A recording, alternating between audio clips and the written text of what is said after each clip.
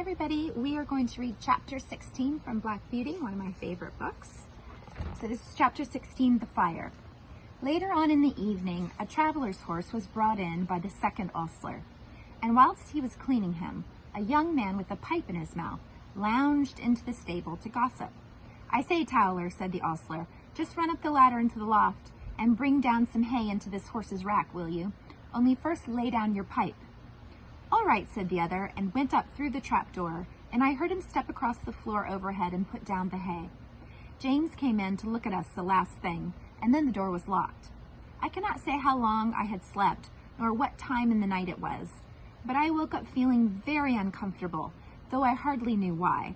I got up. The air seemed all thick and choking. I heard Ginger coughing, and one of the other horses moved about restlessly. It was quite dark, and I could see nothing, but the stable was full of smoke, and I hardly knew how to breathe. The trap door had been left open, and I thought that was the place from which the smoke came. I listened, and I heard a soft, rushing sort of noise, and a low crackling and snapping. I know, we'll play later when I'm done reading, okay? Go back to your stable.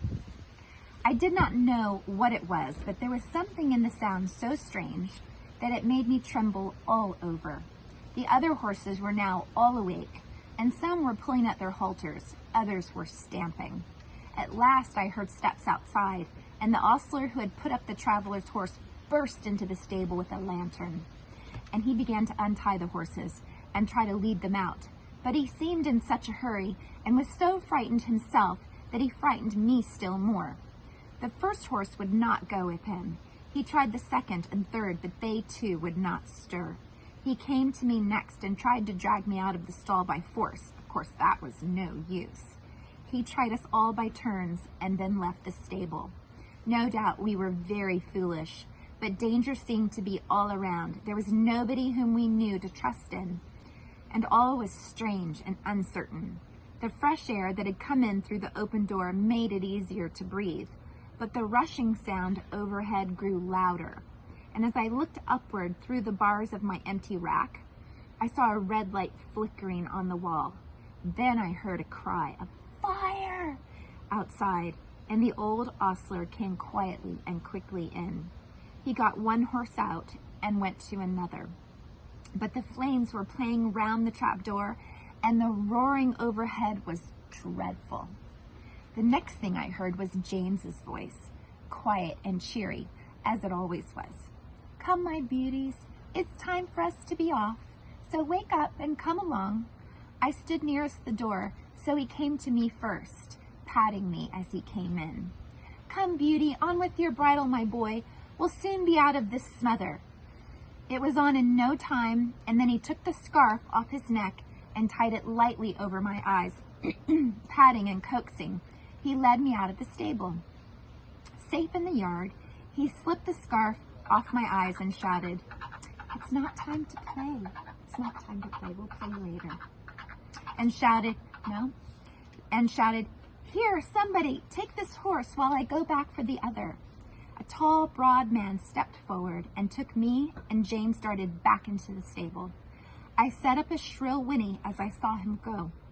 Ginger told me afterwards that whinny was the best thing I could have done for her, for had she not heard me outside, she would never have had the courage to come out. There was much confusion in the yard. The horses were being got out of other stables, and the carriages and gigs were being pulled out of houses and sheds, lest the flames should spread further. On the other side of the yard, windows were being thrown up, and people were shouting all sorts of things, but I kept my eye fixed on the stable door, where the smoke poured out thicker than ever, and I could see flashes of red light. Presently, I heard above all the stir and din a loud, clear voice, which I knew was my master's. James Howard, are you there?" There was no answer, but I heard a crash of something falling in the stable, and the next moment I gave a loud, joyful neigh, for I saw James coming through the smoke, leading Ginger with him. She was coughing violently, and he was not able to speak. "My brave lad," said Master, laying his hand on his shoulder, "are you hurt?" James shook his head, for he could not yet speak. "Aye," said the big man who held me, "he is a brave lad, and no mistake."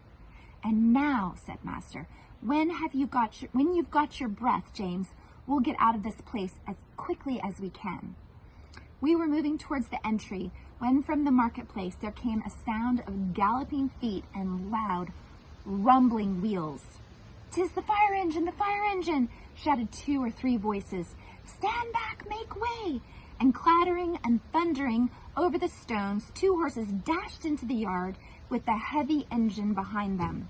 The firemen leaped to the ground. There was no need to ask where the fire was. It was torching up in a great blaze from the roof.